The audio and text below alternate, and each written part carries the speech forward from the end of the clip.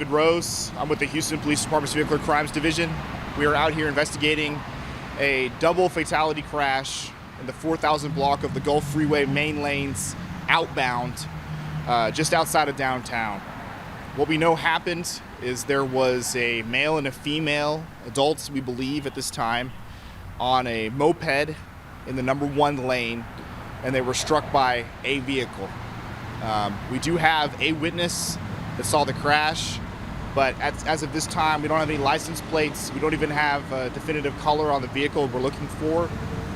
Unfortunately, after this collision happened, they were just on the other side of one of the hills here on the freeway. There's a lot of hill crests, and on the other side of the hill crest is where this initial crash happened. They were thrown off of the moped, and then they were struck repeatedly by other vehicles coming through at highway speeds. So that initial vehicle did not stop and failed to stop and render aid. And as of this time, we haven't identified what vehicle that is. But we are going to be combing the area for video to see if we can get video of the crash. And we're going to be obtaining any of the car parts and pieces of the vehicles that we see on the roadway. So it's imperative that if you think that you were involved in this crash, that you contact us either through Crime Stoppers or just contacting the division directly at 713-247-4072. As of this time, there was another crash as emergency vehicles were arriving with a white SUV and a couple of other vehicles struck by a maroon Tahoe. That vehicle continued to drive down the road and was actually apprehended by South Central officers and a sergeant. That sergeant was able to take the driver and the passenger into custody.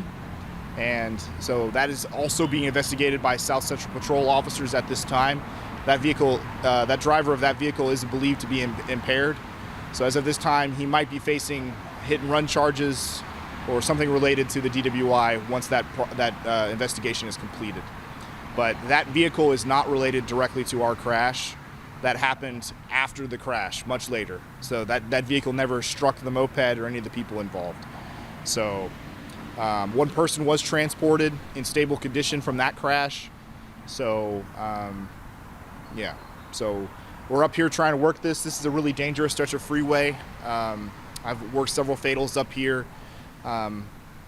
Not sure what happened with the circumstances on this crash at this time about why the moped was up here, but it just goes to show you've got to be prepared for crashes and slowdowns happening as you climb over the hill crest. This is not an area to drive at excessive speeds, and this is an area that you have to be very careful when you're driving through, particularly at night.